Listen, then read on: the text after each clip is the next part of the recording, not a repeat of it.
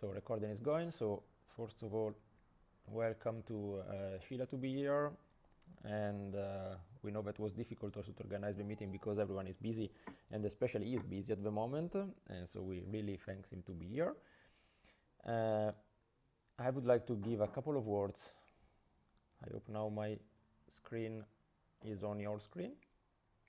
So today at the Population Dynamics Virtual Seminar, we have Shiladitya Banerjee, I hope to have pronounced it correctly, I'm not sure, from the Carnegie Mellon University, and he will talk about gene expression trade-offs determining bacterial survival and adaptation to antibiotic stress.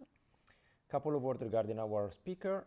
So he's interested in theory and computational models of living system, and he study these by means of statistical mechanics, soft matter physics, and system biology in order to develop quantitative models.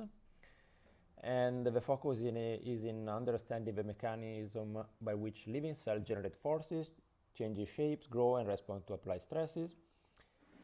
And among the several projects that he has now on course, there are mechanics of subcellular organization, single cell biophysics, and collective behavior in multicellular systems. So Sheila studied physics at Chennai Mathematical Institute in India. Then he did a PhD at Syracuse University, USA, postdoc at the University of Chicago, USA, and then a PI and associate professor at UCL in London, UK. And now he's assistant professor at Carnegie Mellon University, USA, and he just told me that he's associate, sorry, associate professor. Associate, not assistant, I'm sorry, yeah. It's okay. Probably a copy-paste from the line before. No, I actually not copy-paste from the line before. I made a mistake. That's okay. Yeah. And they started in 2020, as far as I understood from before. And so, first of all, thank you, Sheila, for being here. And I will stop sharing my screen. Actually, I think I stopped sharing already. Not sure. And you can share your screen, and the stage is yours. Thanks. Thank you so much, Marco, and it's great to be here. So my lab does theory and modeling. So we study a lot of bacterial growth physiology and adaptation. So this talk will be about how gene expression in bacterial cells regulate bacterial survival and adaptation to antibiotic stress. And this topic is based off on a very recent publication that just came out 1 month ago. And this is led by my student, Josiah Kratz, okay, who actually drove the work and, did almost everything. So I'm really a spokesperson here of the work that Josiah did. I'm not sure if Josiah is in the audience, but I'm sure he'll happy to chime in. So what we have been interested in is how bacteria regulate survival in response to lethal doses of antibiotics, right? So antibiotics are very useful in the treatment of bacterial infections. The first antibiotic came about 90 years ago. And we know a lot about, for example, the effects of different types of antibiotics, the molecular mechanisms of action of different types of antibiotics. So broadly speaking, you have 2 different types of antibiotics: bacteriostatic antibiotics or bactericidal antibiotics. So bacteriostatic are the ones that, once you apply those type of antibiotics, they stop growth, right? As you see in the plot on the left. And the plot on the right shows the effect of different types of bactericidal antibiotics that actually kill bacterial cells, right? So while this is known, I think one of the current challenges is to understand how antibiotics induce changes in cell physiology and how does it actually regulate survival outcomes in different environments. And this is particularly challenging because growth and death result from many complex biochemical and physiological processes within the cell. And they're dependent on many factors, such as the environment that the bacterial cell grow in, the physiological state of the bacterial cell, and also, cell-to-cell variability, etc. Okay. More importantly, I think one outstanding question in the field is how does the molecular mechanisms of action, so different antibiotics target different components of the cell.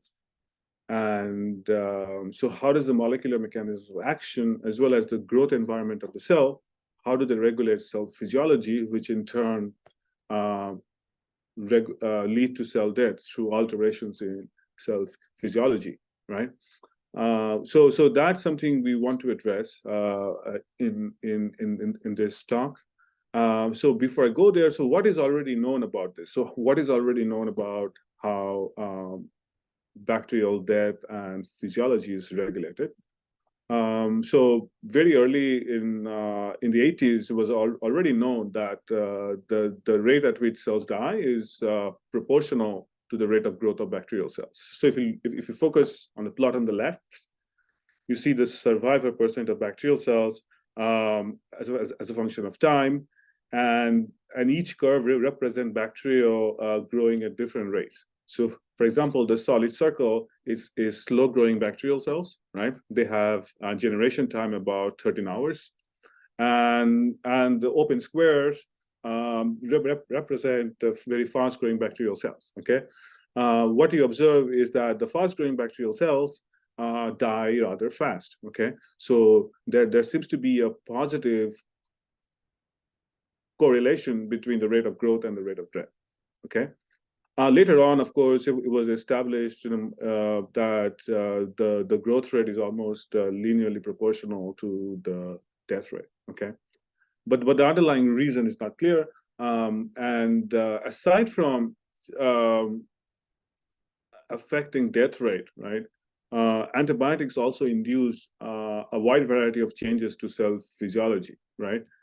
So, for example, it's known that antibiotics can induce alterations in growth physiology, for example, the rate of growth of a cell. So here, for example, you see the effect of this ribosome targeting drug, chloramphenicol, and how it affects growth rate of bacterial cells in different nutrient environments. What really happens is that aside from changing growth rate, there are alterations in the composition of the cell, right? Like the ribosome content, how much metabolic proteins are there. So all those different protein sectors within the cell can be regulated by antibiotics, right? So we right now have a good understanding of how certain types of antibiotics regulate cell physiology. What are the sort of growth inhibition curves in different environments, right? How does drug concentration affect growth rate, right? And also we know through our recent work is that aside from changes in growth rate, antibiotics also induce changes in cell size and shape, okay? Depending on the molecular mechanism of action, it can lead to different types of morphological changes, okay? So, I guess while all that is known, right? So, but the main question that we are interested in is how does the growth environment actually determine survival outcome, okay? So if you grow bacterial cells in different environments, how does it affect the rate at which bacterial cells will die? How does it regulate the minimum inhibitory concentration of bacterial cells, which is called the MIC? So for example, you can do an experiment where you grow bacterial cells in different nutrient conditions, or you can pre-expose cells to different antibiotic conditions, and then you apply, let's say, an antibiotic, and what you want to understand whether the pre-shift environment has any effect on the outcome of survival, right? And this is mediated through changes in cell physiology, right? So what we want to understand how the environment couples to cell physiology, and which in turn regulates the outcome, okay? And this question was really, I guess Josiah, who did the work, was inspired by recent experiments from Mauri Allen's lab. And in this experiment, they did exactly what I'm saying, is that they studied bacterial response to antibiotics with the condition that the bacteria has been pre-exposed to different types of environments, right? For example, so here is a plot of the minimum inhibitory concentration of bacterial, this is E. coli, as a function of growth rate, right? And different curves represent different types of pre-antibiotic stress. So if we focus on the blue line here, so initially bacteria were grown in different nutrient conditions, right? So glucose, which is a fast-growing environment, sorbitol, slower than that. So initially cells were exposed to different nutrient environments, and then antibiotic was applied. What they found was that, okay, different nutrient environments did not change the MIC, the minimum inhibitory concentration. That is the concentration you need to kill the cells. And however, when the bacteria was grown initially in different concentrations of antibiotic, right, before applying another antibiotic stress, what happens is that bacteria that had previously seen antibiotic were better adapted to survive. What we found is that MIC was raised for bacteria that experience high amount of antibiotic dose before a second antibiotic pulse was applied, right? So that was very interesting that pre-stress actually makes them survive future stress, right? In addition to that, they also recapitulated the previous result that death rate is proportional to the rate of growth. But here, death rate was modulated by different types of pre-antibiotic stress, right?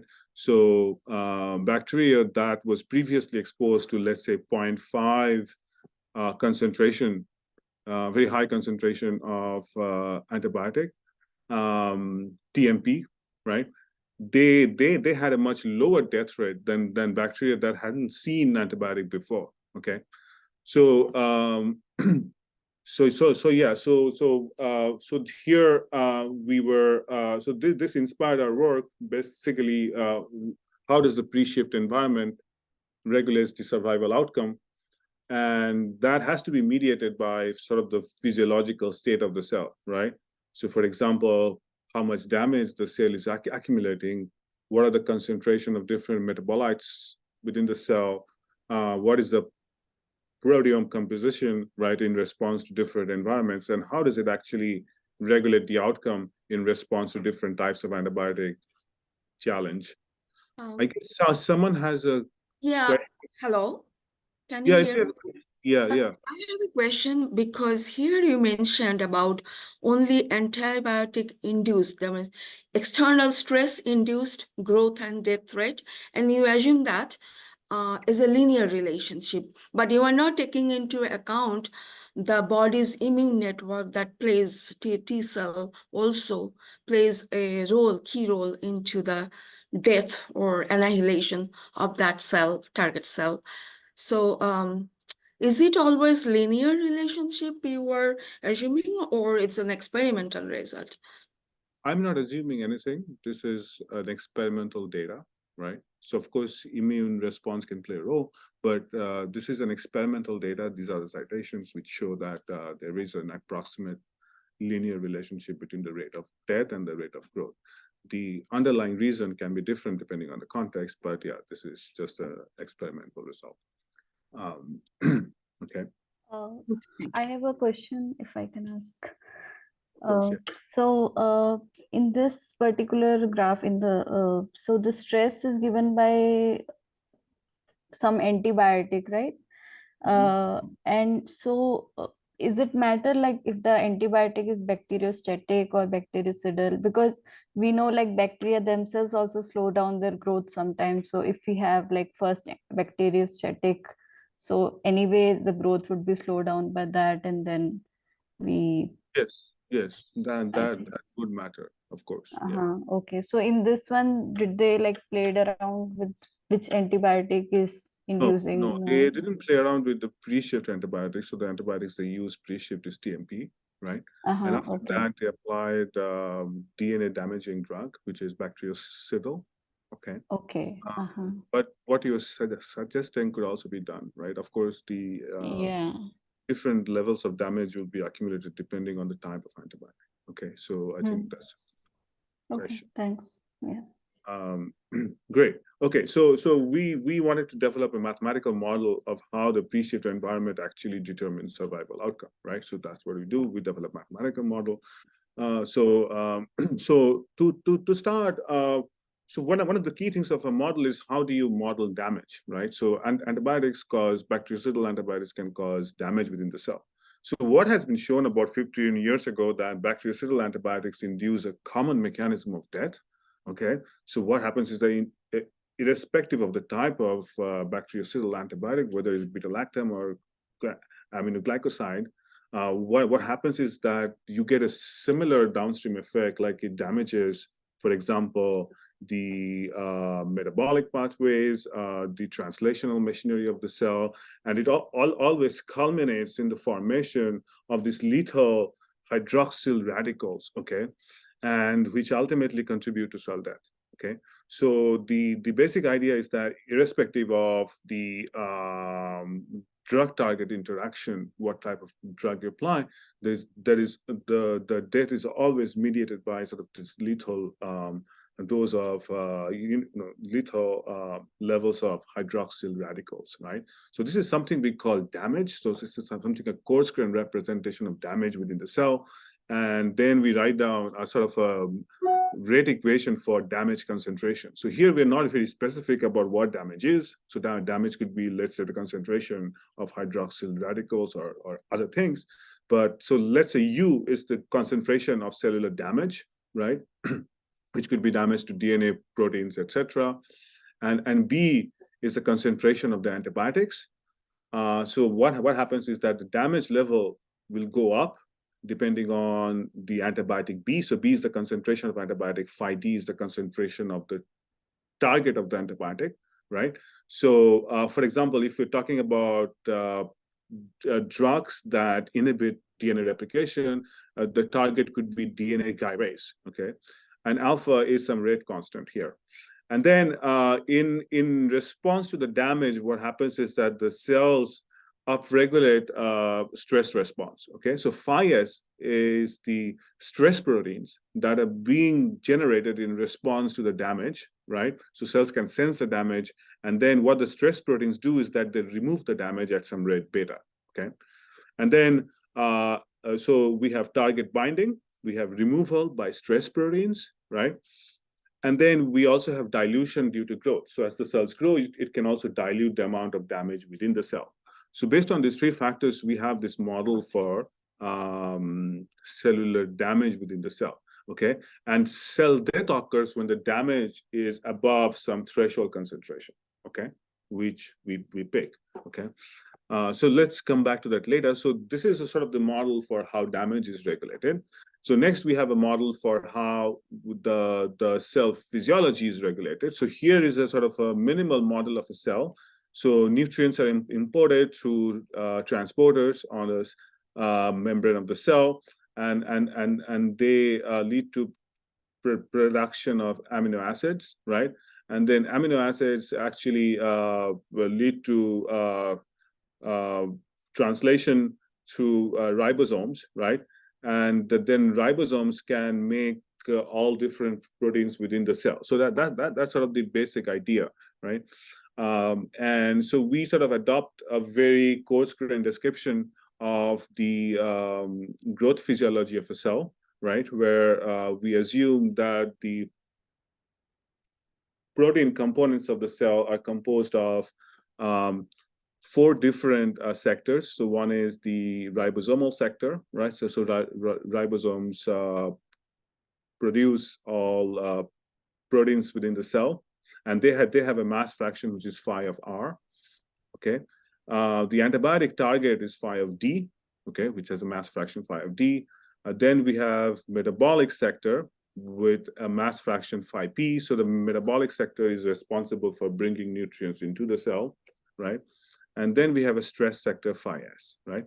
And then the rest is something we call the housekeeping sector, which is not really modulated by changes in the growth environment, right? So then we write. I'm sorry to disturb. Can you explain more detail about the function FIT? What do you mean by translational flux allocation? So, the information goes from the ribosomal phase to the target phase. Is the information that at the binding site, the information. What do you mean by FIT here? Sorry, I haven't actually spoken about that. So if you could just wait and let me finish the slide, then you can ask question, okay? Because yeah, so I was gonna come back to that. So this is the basic composition of the sectors, right? Phi, and then we write down sort of a rate equation for how phi I evolves over time, right? So d phi I dt is the change in the mass fraction over time. Kappa T is the translational efficiency of a cell. And phi R is the concentration of ribosomes, and Fi is the amount of allocation in each sector, okay, in each proteome sector, okay. So the amount of translational flux that I am allocating to each of these sectors. So how much translational flux that is allocated to, for example, making ribosomal proteins versus metabolic proteins versus stress proteins, okay? And what this function is, I'm going to come back to in a bit. So not all of the translational flux is allocated to only ribosomes, but the translational flux has to be distributed to make different functional sectors within the cell, right? So if I is the translational flux, so what happens because of this equation is that at steady state, phi I is equal to Fi, okay? So the mass fraction of each sector will evolve over time such that at steady state, phi I is equal to Fi, right? Just to make a few things clear, the translational efficiency depends on the amount of amino acids that are available. So it's reduced under conditions of limited amino acid availability. So if you have more amino acid available, then you have more translational flux. But if you have elevated damage levels, which is U, right? So if you have more damage within the cell, the translational efficiency will be less because damage can affect the rate of translation. Secondly, we also assume that the translation gets significantly attenuated at low intracellular amino acid level, which is captured by these regulatory functions, okay? And then, so this equation for different mass fractions of proteins are coupled to the equation for amino acids. So the rate of change of amino acid is equal to the rate at which you import material from outside, regulated by the mass fraction of the metabolic proteins, and then this imported amino acid is then consumed to make different proteins within the cell. So kappa T times phi R is the translational flux, okay, which is then used to make different proteins within the cell.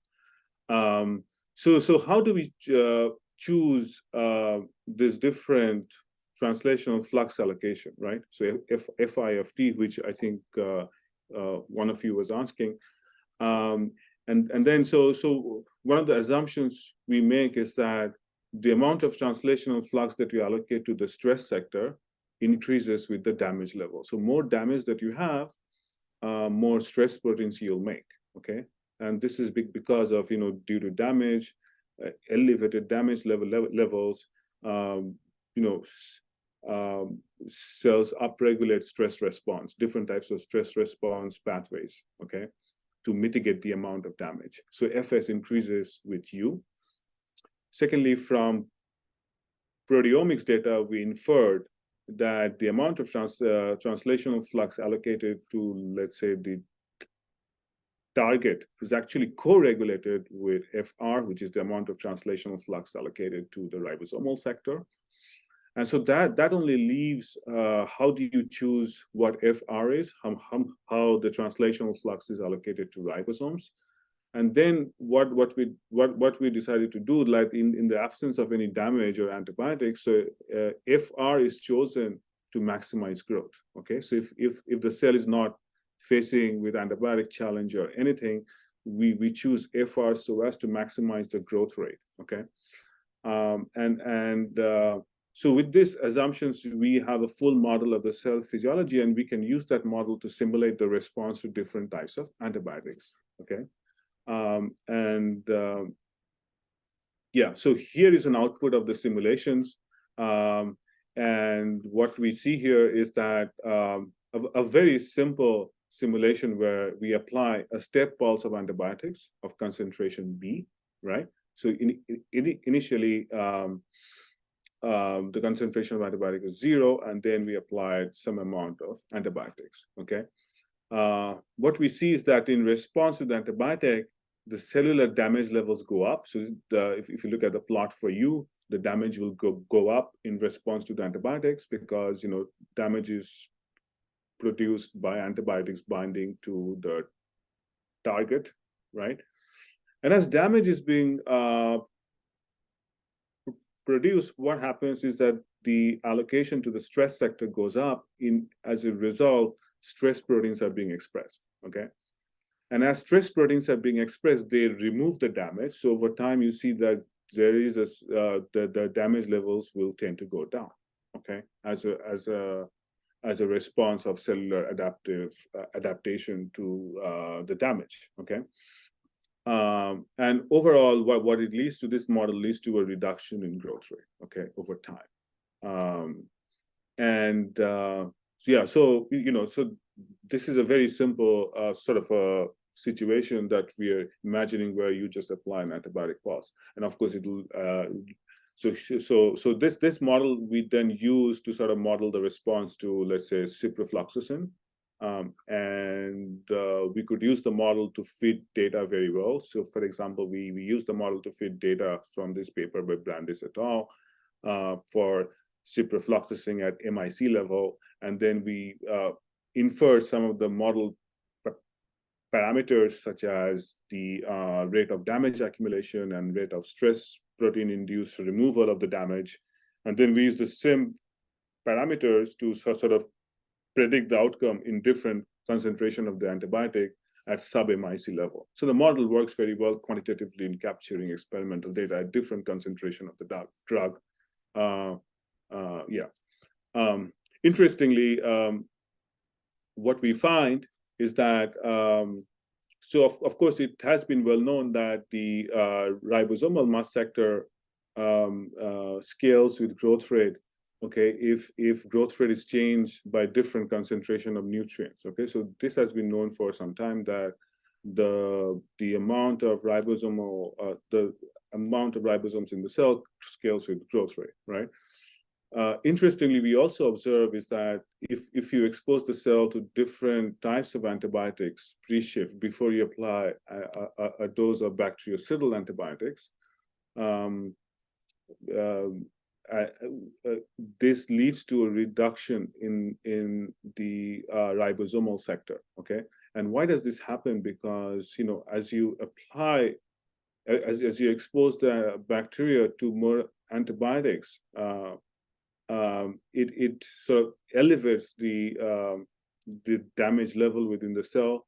That leads to production of stress proteins, right? So as cells are making more and more stress proteins, so the resource allocation shifts from ribosomes to stress proteins. So the ribosomal resource allocation goes down, and the stress protein resource allocation goes up, okay? So you have this inherent trade-off between stress response and ribosome regulation within the cell, right? So in pre-stress environment, you have more stress and less ribosome, okay? So that's the basic idea.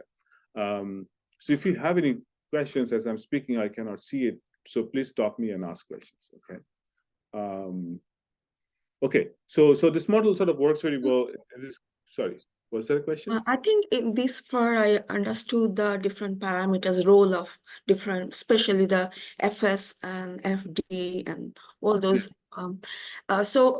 My question is, this is for a particular choice of the step function of B. Yeah. And that is not optimum, right?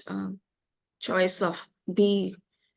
How do I know that B is the optimum choice, or any other step function or any other function can also give the similar kind of characteristics or effect on FS and FD? What do you mean by optimum? See, it depends on the choice of antibiotic, the dose of strength of the antibiotic. So is it that more strength is causing more stress hormone generating, or it does immediately shuts off the cell, kind of, or any other form of, instead of step function, antibiotic step function concentration as a step function? So of course you can choose whatever pattern of dose you want, whether it's a step function or a gradual increase.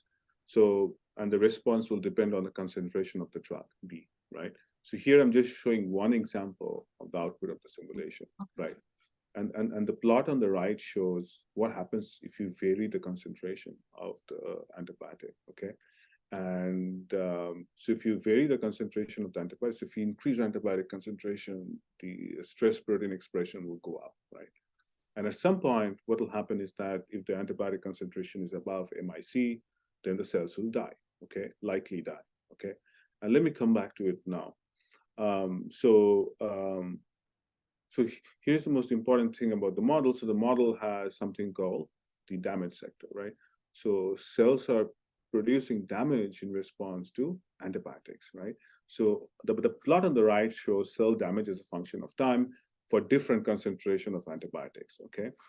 What we do in the model, we say that cells die once they reach a threshold amount of damage, okay? Like some threshold amount, which we call U0, right? And U0 can be used, let's say, as a, it can vary depending on the cell type, etc., right? So what we find in the model is that how do we decide what is the minimum inhibitory concentration? So minimum inhibitory concentration is the minimum antibiotic concentration needed for the damage to reach the threshold.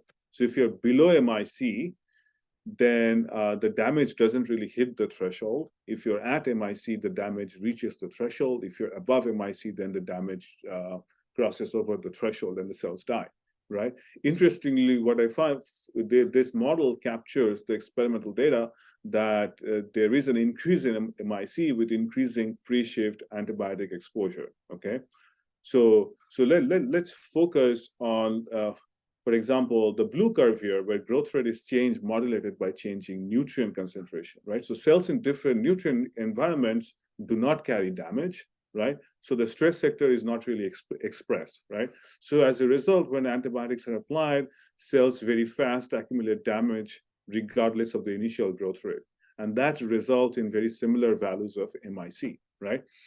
In contrast, what happens is that if cells are exposed to initial levels of antibiotics, they have initial damage levels. So if the cells are exposed to very high amount of high concentration of antibiotics, they have accumulated high amounts of damage, which has increased the stress sector expression. So this, and because of the high stress sector expression, it leads to faster removal of damage within the cell, right? So this yields a counterintuitive result that cells that initially have more damage are able to withstand high antibiotic concentration, right? Which results in an increase in MIC. So so the basic message here is that if you pre-expose cells, right, to stress, they are better adapted to cope with future stress. And this is explained by this phase diagram, the phase portrait of the dynamical system of the stress protein fraction on the left axis, y-axis, and the cell damage concentration on the x-axis, right? So what you see here are sort of phase portrait that's very common in dynamical systems, right?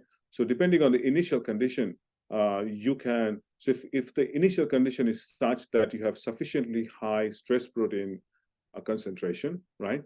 Then over time, you'll be drawn into the attractor that leads to survival, okay? But where you know the damage level hasn't reached 1, right? But if you start with a very low levels of stress protein expression, then what happens is that you won't be able to reach the fixed points of the dynamical system that corresponds to survival. Rather, you'll be absorbed into the boundary U equal to 1 that corresponds to cell death, right? So the initial position, right, the initial condition, like in which environment the cells grow in, has a profound effect on the survival, right? So depending on how much stress protein you have already, based on your pre-experience, right, you get different fates, right? You either die or you survive, okay? So at this point, you may ask that, is this the optimal model, right? So the model that we made, is this the optimal model for survival? So we actually studied different models for how we choose the allocation to different protein sectors, right? So one of the choices we made in this work was that the stress protein sector increases with the amount of damage within the cell. An alternative model could be like, you know, in times of stress, cells want to maximize growth, okay? So we studied that model, which we call growth optimal allocation, like allocation to different sectors and based on the assumption that, you know, cells are optimizing growth. What we found is that for the growth optimal allocation model, right, which is in black here, cells have a much lower MIC than the model where a stress protein is being adjusted based on the damage, right? So we found, and this and what we found is that, let's consider 2 different cases. B equal to 5 is, you know, antibiotic at a concentration of 5. B equals 7 is antibiotic at a slightly higher concentration, which corresponds to the dashed line. And the blue lines correspond to our model, and the black lines correspond to the growth optimal model. What is interesting is that the higher antibiotic concentration, B equal to 7, the growth optimal model leads to death, whereas for the same antibiotic concentration, the model where stress protein is being adjusted with damage leads to survival, okay? So we feel that growth optimal model, sort of the non-growth optimal model that we developed in this work actually is good for survival, okay? So cells, if cells try to optimize growth, that's not good for survival, okay? That might lead to cellular death. Okay, so this gives us a sort of a conceptual understanding of the utility of sort of a non-optimal model for survival, okay? So far we have been focused on single cells, right? And since this is a population dynamics seminar, I just wanted to highlight some of the multi-scale aspects of this work. What we did next is, we have, after we have a fairly good understanding of how cell death and growth are regulated in different environments, we wanted to study population level dynamics, okay, in response to bacterial cells. So first we have to appreciate the fact that bacterial death is quite stochastic in nature, right? So the deterministic model that I showed you so far has a binary outcome. Cells either survive or cells die.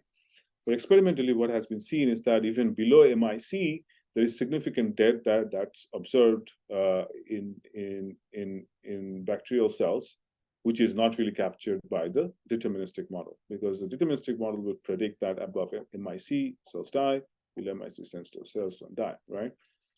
By contrast, here you see that the survival probability changes depending on the antibiotic concentration. Even below MIC, you have significant death, right? So then we sort of developed, to take a first pass at it, we developed a stochastic model of damage accumulation, right? And so which is basically done by extending the deterministic model and adding a noise, okay? Some Gaussian white noise, like a Wiener process. And what is interesting about the stochastic model is that, so here, we are simulating damage for concentration of antibiotic below MIC, and the solid black curve is the prediction of the deterministic model. And at the same concentration, the stochastic model can give different outcomes, right? Depending on the initial seed. So these are two trajectories of the stochastic model. So one that leads to death, the other that leads to survival at exactly the same antibiotic concentration, right? So the stochastic model is can capture things like fluctuations in gene expression across cells, etc., cell-to-cell variability, etc., which ultimately leads to sort of a coarse-grained expression of noise at the level of the damage.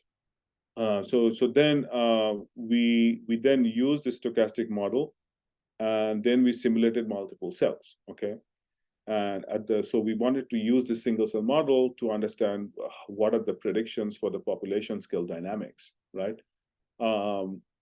One new feature of the population scale model is that we also included cell division, right? So cells divide once they, so cells grow, right? And once they add a particular amount of size during the cell cycle, they will undergo division, right? So we implemented the rule for cell division having E. coli in mind, right? Which followed the sort of adder principle for cell division. And so the rules for division and proteome allocation under cell division sort of borrowed from our previous work. And using this model, we simulated bacterial growth and replication in response to antibiotics, right? So here, for example, at 3 hours, we apply antibiotics. So initially cells grow, right? And you see that cells grow and divide, and the population count goes up, right? But after you apply antibiotics, cells experience significant amount of death, and the population count goes down, right? And using this model, we were able to capture experimental data on how the survival fraction depends on antibiotic concentration, right? So the solid line is a fit of the theoretical model that I showed before. So you can actually exactly analytically calculate the survival fraction from the stochastic model using by calculating the first passage time for the damage to cross the threshold, and using that you can estimate the survival fraction. Okay, so the details are in our paper. Aside from that, you can also use this population scale model to compute what the survival fraction is. So, for example, so these are the plots for survival fraction in simulations where we incorporated cell division, and so depending on the exposure time to antibiotics, we see different survival fraction plots, right? Which is quite intuitive, right? So if the cells are exposed longer to antibiotics, then of course the survival fraction will go down more rapidly. Okay, and then using this population scale model, we could compute things like death rate. So how fast cells die. And the death rate is computed as the inverse of the time taken for the 90% of the population to, I think, 90% of the population to be eliminated, right? So we computed that as a function of the pre-shift growth rate, right? In which environment the cells were in. So we found that the model actually does pretty good job in quantitatively capturing experimental data without any fitting, okay? So we just fit the model once when we tried to recapitulate the dependence of MIC, but here you see that the model does an excellent job in capturing experimental data without any further fitting, right? So just to recapitulate the main result, that if cells are exposed initially to different concentration of antibiotics, like if you look at the green curves, then cells that are exposed to a higher amount of antibiotics have a lower growth rate than cells that are initially not exposed to antibiotics at all, right? So pre-stress actually helps bacterial survival, okay? So excellent. So then one of you asked about, I think, we were choosing the step function protocol for antibiotic application. So we wanted to use this model then to study response to different types of temporal patterns of antibiotic dose, right? So one such is like you can expose cells to pulsatile doses of antibiotics, right? And this is quite clinically relevant because in the time of infection, you actually take antibiotics at regular intervals, right? So you're exposing the cells to a sort of a pulsatile dose of antibiotics. So here is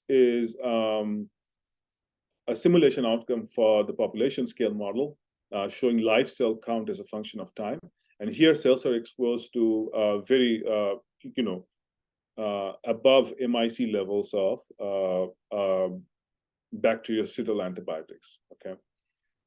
And so the gray shaded area where the antibiotics are applied, and the white shaded area, white region is where the antibiotics are removed, right? So what happens is that initially antibiotic-induced damage accumulation occurs very fast, and that results in high rates of cell death, right? So if you see the pulse, in the first pulse, live cell count goes down because cells are experiencing high amounts of death, right?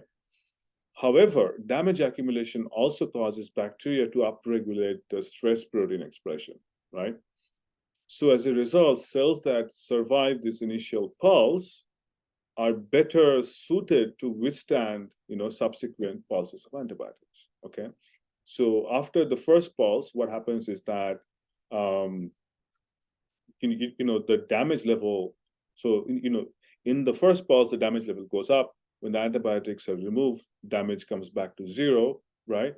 As a result, what happens is that the stress proteins are again reallocated to, let's say, ribosomes, right? But this proteome reallocation occurs very slowly, okay? And as a result, all the stress proteins were not able to, let's say, reallocate within this given time period, okay? So what happens is that the cells actually have some stress proteins within them, and that actually helps them to survive subsequent pulses, okay? So with subsequent pulses, what happens is that cells, I actually have seen antibiotics before, they have a higher level of stress proteins, and that enables them to remove subsequent damage induced by antibiotics, right? So what we find is a very counterintuitive result, that without any mutations or anything, just by changing gene expression, like how the stress genes are expressed and reallocated, okay, depending on whether you apply antibiotics or not, cells actually can overcome highly lethal doses of antibiotics to be able to survive and grow and divide, okay? And you can see by the time the sixth pulse is applied, cells actually grow in time, okay? So this sort of highlights sort of a new mechanism for adaptation based on phenotypic switch, okay? And this phenotypic switch occurs due to changes in gene expression, right? Which is actually captured by the model. So here, actually, we are not considering things like persister formation, etc., which can happen, right? But here, sort of the phenotypic switch occurs due to changes in gene expression, okay? Excuse me, I have a question. It's very interesting, the top curve.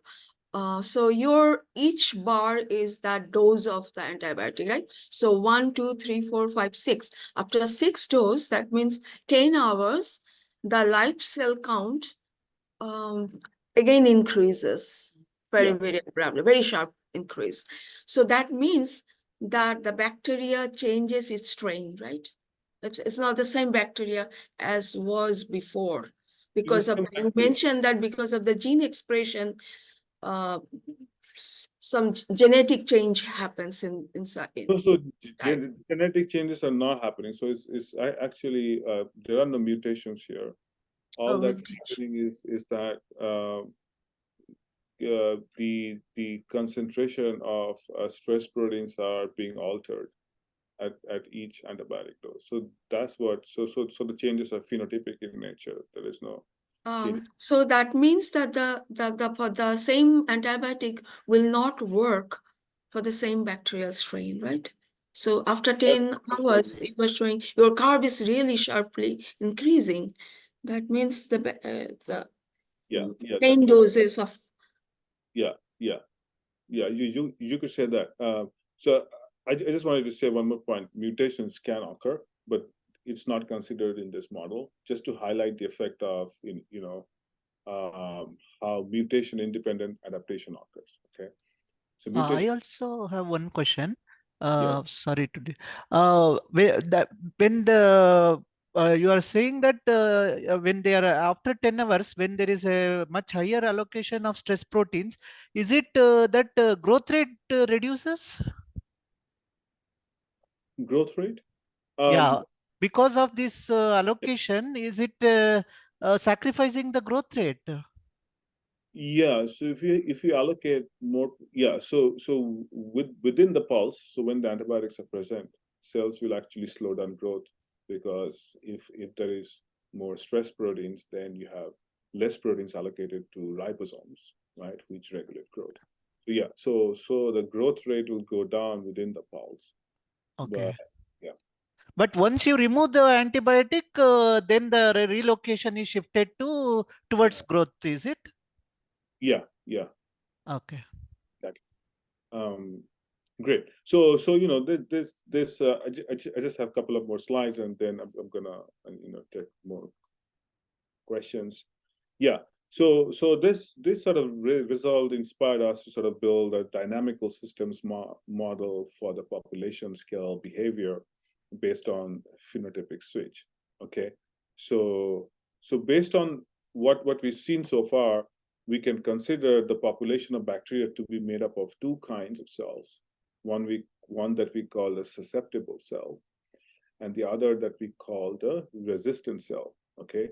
And the resistant cells are not, cells that have acquired resistance through mutations, but they have an elevated MIC because of stress protein expression. Okay, so and the susceptible cells have a lower MIC. Okay, so these are, let's say, the initial cells. They have a lower MIC, but once they express stress proteins, the MIC goes up and they become more resistant. Right? So we have a phenotypic switch model where the susceptible cells can become resistant at a rate U that depends on the antibiotic concentration B. Okay, and once the antibiotic is removed, the resistant cells can switch back to being susceptible at some rate V. Okay, and in this model, so you can simulate this model. So here is a simple version of the model that I just wrote down. You can find more details in our paper.